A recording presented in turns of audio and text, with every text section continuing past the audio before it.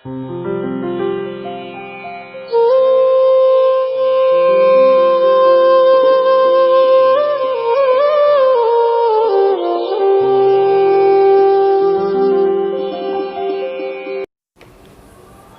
శాంతి. 5000 సంవత్సరాల సృష్టి చక్రంలో మనకి ఆయుష్ ఎంత ఉంటుంది, ఎన్ని జన్మలు ఉంటాయి? శాస్త్రాలలో చెప్పారు 84 లక్షలు జన్మలు అని. లక్ష అంటే 2 అర్థాలు ఉన్నాయి. ఒక అర్థం లక్ష అంటే లక్ష, రెండవ అర్థం లక్ష అంటే ధ్యానం, ధ్యాస పెట్టడం. అంటారు కదా, ఏదైనా పని చేయాలి అంటే ధ్యాస పెట్టి చేయాలి అని. ప్రతి జన్మలో మనం కర్మల్ని నిర్ధారణ చేస్తే వాటిని ధ్యాసలో పెట్టి చెయ్యాలి. 84 లక్షలు, కానీ 84 జన్మలు సృష్టి చక్రంలో ఉంటాయి. ఇలా అనేక లక్షల సార్లు పునరావృతం అవుతుంది. అందుకే 84 లక్షల యోనులు అని అంటారు. 84 లక్షలు అంటే ఎవరూ చెప్పలేరు, ఏమీ గుర్తు పెట్టుకోలేరు. కావున భగవంతుడు స్పష్టం చేస్తారు, మినిమం 1 జన్మ, మ్యాక్సిమం 84 జన్మలు. ఆ జన్మలు కూడా 4 యుగాల్లో ఎలా ప్రాప్తి చేసుకుంటాం ఇప్పుడు మనం తెలుసుకుంటాం. పరంధామం నుండి ఎప్పుడైతే సృష్టి మీదకి ఆత్మలు వస్తాయో అప్పుడు దేవీ దేవతల స్వరూపాన్ని ధరిస్తాయి. అదే సత్యయుగం. అక్కడ సంపూర్ణ నిర్వీకారి, షోడశ కళ సంపూర్ణం, సర్వ కళల్లోనూ సంపూర్ణంగా ఉంటారు. ఎక్కడైతే కర్మ అకర్మగా ఉంటుందో అక్కడ ఆ కాల మృత్యువు అనేది ఉండదు. సత్యయుగాన్ని సూర్యవంశీయులు పరిపాలన చేశారు అని అంటారు. పూర్తిగా అన్నీ భోగించి స్వ ఇష్టంతో శరీరాన్ని వదలటం జరుగుతుంది. సృష్టి చక్రం లేదా స్వస్తిక్లో మనం చూసాం కదా, 4 యుగాలు సమానం. 1250 సంవత్సరాల ఆయుష్ ఒక్కో యుగానికి ఉంటుంది. సత్యయుగంలో వారి కర్మ ఎంతో శ్రేష్టంగా, పవర్ఫుల్గా ఉంటుంది. పవిత్రంగా ఉంటారు. ఆత్మలో ఎంతో శక్తి ఉంటుంది. 16 కళల సంపూర్ణంగా ఉంటారు. మర్యాద పురుషోత్తములుగా ఉంటారు. సత్యయుగంలో ఎవరికీ మృత్యుభయం ఉండదు. ఎందుకంటే మృత్యువు అనే శబ్దం అక్కడ ఉండదు. ప్రతి ఒక్కరి కర్మ ఎంతో శ్రేష్టంగా, గొప్పగా ఉంటుంది. సత్యయుగంలో రాజ్యం చేసే వారు ఎవరు అంటే శ్రీలక్ష్మి, శ్రీనారాయణుడు. కానీ నారాయణుడి బాల్యం చిత్రం మనం ఎక్కడా చూడలేదు. ఆయన బాల్య స్వరూపం ఏంటి? నాకు ఒక భజన గుర్తుకు వస్తుంది. శ్రీకృష్ణ గోవింద హరే మురారే, హే నాథ నారాయణ్ నమో వాసుదేవ అని. శ్రీకృష్ణుడి యొక్క మొత్తం కథని చెప్పడం జరిగింది ఈ ఒక్క లైన్లో. బాల్యంలో శ్రీకృష్ణుడు అన్నారు. కొంచెం పెరిగి పెద్దవాడు అయితే బాలగోపాలుడు అన్నారు. రాసలీల సమయంలో హరే మురారి అన్నారు. ఎప్పుడైతే రాజ్య సింహాసనం మీద కూర్చున్నాడో నాథ నారాయణ్ అన్నారు. ఆయనే వాసుదేవుడు. వాసుదేవుని వేరు స్టేజ్లు ఈ యొక్క భజనలో చెప్పడం జరిగింది. ఒకవేళ సత్యనారాయణ, సూర్యనారాయణ్ సత్యయుగంలో ఉంటే మరి శ్రీకృష్ణుడు ఎక్కడ ఉండాలి? నారాయణుడి బాల్యం ఆ కృష్ణుడే అవ్వాలి కదా. ఇందుకే సత్యయుగంలో 150 సంవత్సరాల ఆయుష్ ఉంటుంది. యుగం ఆయుష్ 1250 సంవత్సరాలలో 8 జన్మలు ఉంటాయి. వారు సంపూర్ణ జీవితం గడుపుతారు. పూర్తి జీవిత సుఖాన్ని భోగించి జీవితాన్ని జీవిస్తారు. కర్మ శ్రేష్టంగా ఉంటుంది. ధర్మం శ్రేష్టంగా ఉంటుంది. అందుకే శ్రీకృష్ణుని జయంతిని జరుపుకుంటారు జన్మాష్టమి రూపంలో. జన్మాష్టమి అంటే 8 జన్మల యొక్క జయంతిని జరుపుకోవటం. చాలా ధూమ్ధామ్గా చేస్తారు కదా, ఎందుకంటే 8 జన్మలు అంత శ్రేష్టమైనవి ఆయనకి ఉన్నాయి. సతయుగం పూర్తయిన తర్వాత రెండవ యుగం వస్తుంది. దానిని త్రేతాయుగం అంటారు. చంద్రవంశీయులు రాజ్యం చేస్తారు. సతయుగం అంతా సంపూర్ణత ఇక్కడ ఉండదు. శ్రీరాముని రాజ్యము ఉంటుంది. శ్రీరామచంద్ర అని అంటారు కదా, 2 కళలు తగ్గుతాయి. సతయుగంలో 16 కళల సంపూర్ణులు అని అంటే ఎవరూ ప్రత్యేకించి లెక్క పెట్టలేదు ఇన్ని కళలు ఉన్నాయి అని. చంద్రుడు సంపూర్ణంగా ఉంటే అంటారు కదా షోడశ కళ సంపూర్ణుడు అని. సంపూర్ణత నుండి నెమ్మదిగా తగ్గుతూ అసంపూర్ణం అవుతుంది కదా చంద్రుడు. ఇందు గురించే సత్యయుగం నుండి త్రేతాయుగానికి వచ్చేసరికి 14 కళలు సంపూర్ణంగా ఉంటారు. కానీ మర్యాద పురుషోత్తములు ఈ యుగంలో సత్యయుగంలో ఉన్నంత సంపూర్ణత లేనందున ఆయుష్ కూడా కొంచెం తగ్గుతుంది. సత్యయుగంలో 150 సంవత్సరాలు ఆయుష్ అయితే ఈ యుగంలో ఒక్కో జన్మకి 125 సంవత్సరాలు ఇంచుమించుగా ఉంటుంది. అయితే జన్మలు పెరుగుతాయి, 12 జన్మలు ఉంటాయి. సత్యయుగంలో శ్రీకృష్ణునికి 8 జన్మల జయంతిని జరుపుకుంటాం మనం. శ్రీకృష్ణుని 8 జన్మల తర్వాత శ్రీరాముని జన్మ జరుగుతుంది, అంటే 9వ జన్మ. అందుకే శ్రీరామనవమి అని అంటాం. 9వ జన్మలో రాముడు జయంతి. మరి రామనవమి కూడా చాలా ఉత్సవంగా గొప్పగా జరుపుకుంటాం.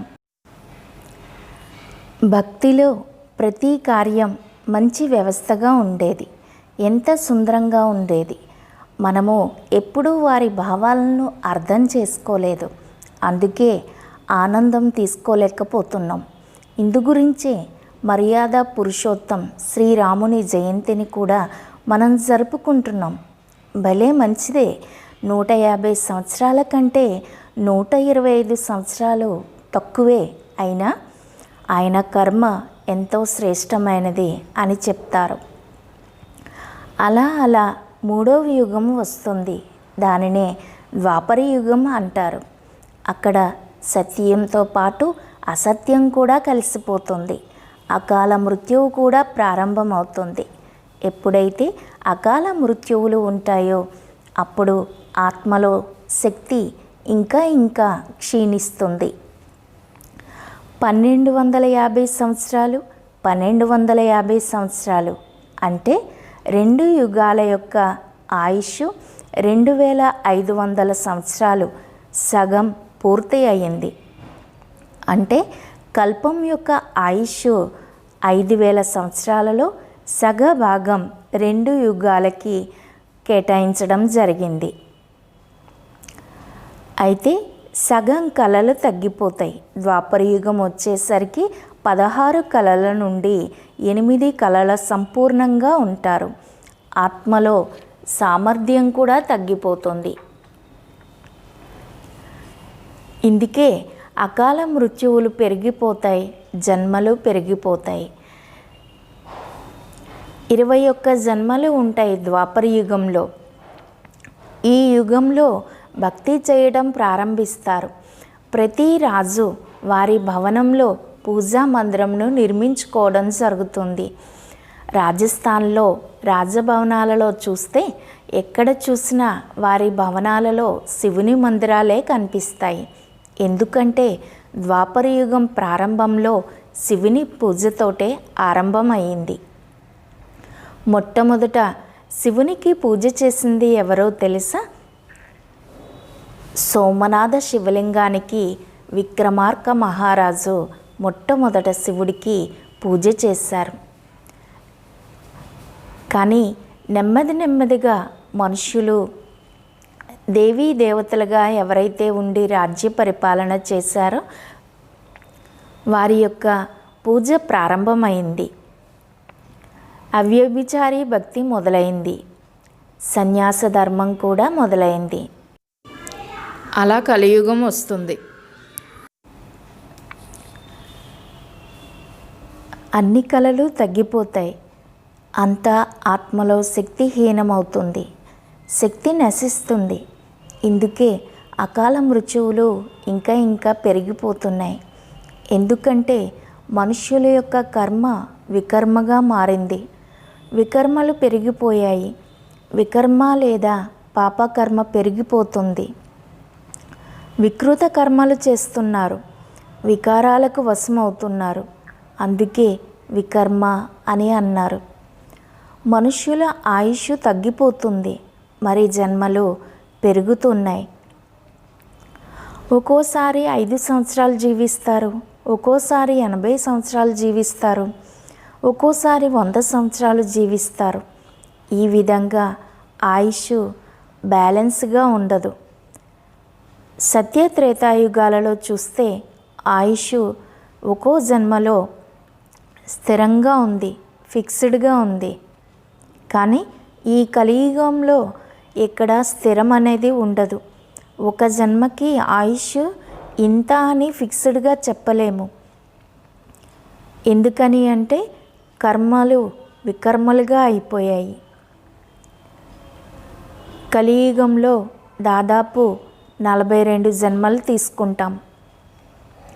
ఈ రకంగా సత్యయుగంలో 8, త్రేతాయుగంలో 12, ద్వాపరయుగంలో 21, మరి కలియుగంలో 42, మొత్తం 83 జన్మలు. మరి 84వ జన్మ ఎక్కడ? మొత్తం 84 జన్మలు అన్నారు కదా, మరి ఇంకో జన్మ ఎక్కడ ఉంది? ఆ 84వ జన్మ యొక్క సమయం ఇప్పుడు ఉన్నటువంటి ఈ సంధికాల సమయం. కలియుగం చివర మరియు సత్యయుగ ప్రారంభం మధ్యలో ఉన్న సమయమే సంధికాల సమయం. దానినే సంగమ యుగము అంటారు. ఈ సంగమ యుగంలో ఉన్న ఒక్క జన్మ అతి దుర్లభమైనది. మాటిమాటికి ఉండదు. ఈ జన్మలోనే మనకి 84 జన్మల జ్ఞానం ప్రాప్తిస్తుంది. ఈ జన్మలోనే మనకి కర్మల గుహ్యగతి యొక్క జ్ఞానం ప్రాప్తిస్తుంది.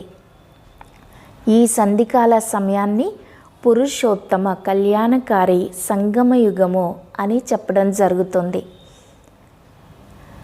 ఇందులో 2 యుగాల సంగమం ఉంది. ఇక్కడే ఆత్మ పరమాత్మ నుండి జ్ఞానమును ప్రాప్తి చేసుకుంటుంది. అందుకే ఆత్మ పురుషులకే ఉత్తమ పురుషుడుగా అవుతుంది. ప్రయత్నం చేస్తుంది ఉత్తమంగా తయారు కావడానికి. మరి ఈశ్వరుని కృపతో ఆ ఆత్మ యొక్క కళ్యాణం జరుగుతుంది. కనుక ఈ సమయాన్ని పురుషోత్తమ కళ్యాణకారి సంగమయుగమని పేరు. ఇందుకే భక్తి మార్గంలో సంగమం అనే శబ్దానికి చాలా మహత్వం ఉంది. గంగా సాగరం యొక్క సంగమం అని అంటారు.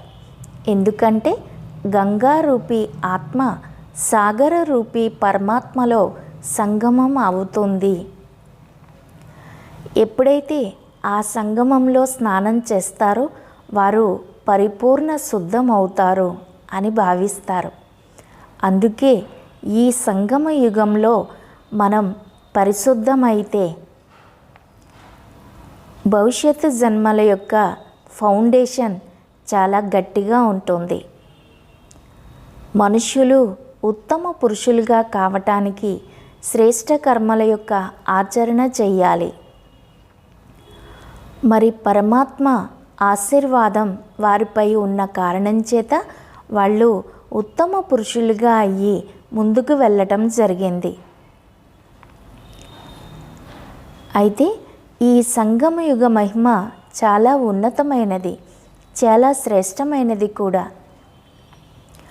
నరుడు ఇలాంటి కర్మ చేస్తే నారాయణుడుగా అవుతారు, నారి ఇలాంటి కర్మ చేస్తే శ్రీలక్ష్మి అవుతుంది. ఇది ట్రాన్స్ఫర్మేషన్ యొక్క సమయం, అంటే పరివర్తన చెందేటటువంటి సమయం. నరుని నుండి నారాయణుడుగా, నారు నుండి శ్రీలక్ష్మిగా అవుతారని ఏ శాస్త్రాలలోనూ చదవలేదు. ఎందుకంటే అక్కడ ఆ విషయం తెలియదు. ఇక్కడ ఈ సమయం ప్రాక్టికల్గా తయారయ్యేటటువంటి సమయం. పరమాత్మ ఈ సంగమ యుగంలోనే ఆత్మలతో కలిసి ఆత్మని పరిశుద్ధం చేస్తారు. సత్య త్రేతాయుగాలలో అకర్మ ఉంటుంది, ద్వాపరంలో పుణ్యకర్మ ఉంటుంది. ఈ కలియుగంలో పాపకర్మ అధికమవుతుంది. మరి ఈ సంగమంలో మనం శ్రేష్ట కర్మ చేయడానికి విధి విధానాన్ని పరమాత్మ నేర్పిస్తున్నారు. ఓం శాంతి.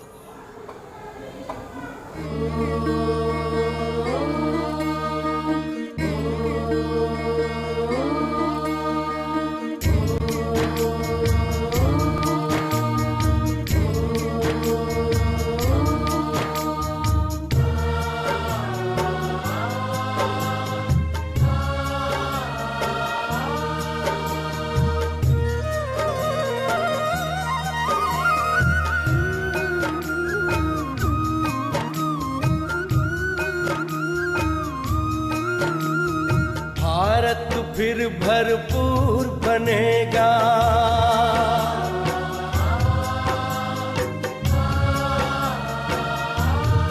ओ भारत फिर भरपूर बनेगा, कोई नहीं कमी होगी। हीरों से आकाश भरा, मोती से भरी जमीन होगी। भारत फिर भरपूर बनेगा।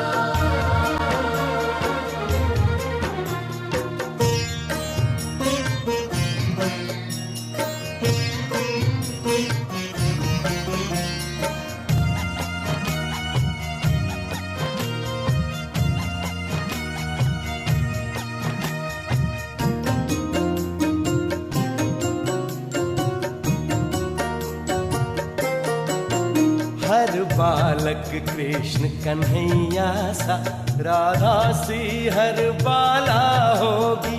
सुख शांति प्रेम पावनता की, वसुधा पहने माला होगी।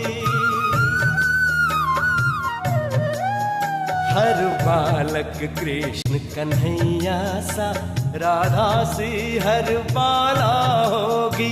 सुख शांति प्रेम पावनता की, वसुधा पहने माला होगी। नर होंगे श्री नारायण और नारी श्री लक्ष्मी होगी। नर होंगे श्री नारायण और नारी श्री लक्ष्मी होगी। हीरों से आकाश भरा, मोती से भरी जमीन होगी। कोई नहीं कमी होगी।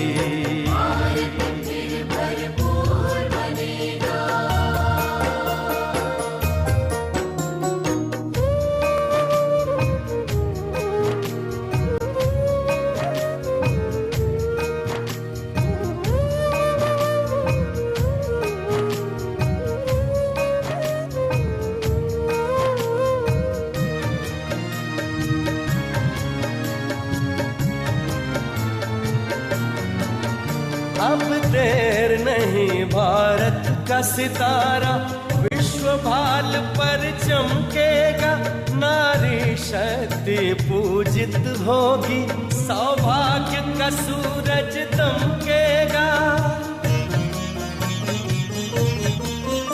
अब देर नहीं, भारत का सितारा विश्व भाल पर चमकेगा, नारी शक्ति पूजित होगी, सौभाग्य का सूरज दमकेगा। सत धर्म के चारों पांवों पर सतयुग की सृष्टि थमी होगी, सत धर्म के चारों पांवों पर सतयुग की सृष्टि थमी होगी।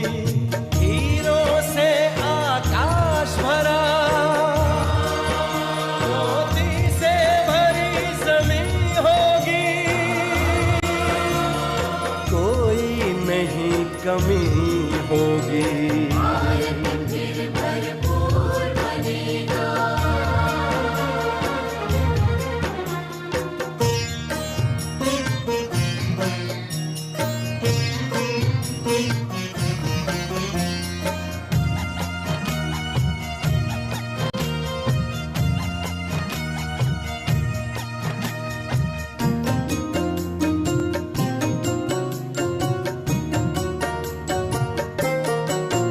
वही जगत गुरु यह भारत है, भगवान जहाँ पर आते हैं, गीता गंगा गौ गायत्री का फिर से मान बढ़ाते हैं।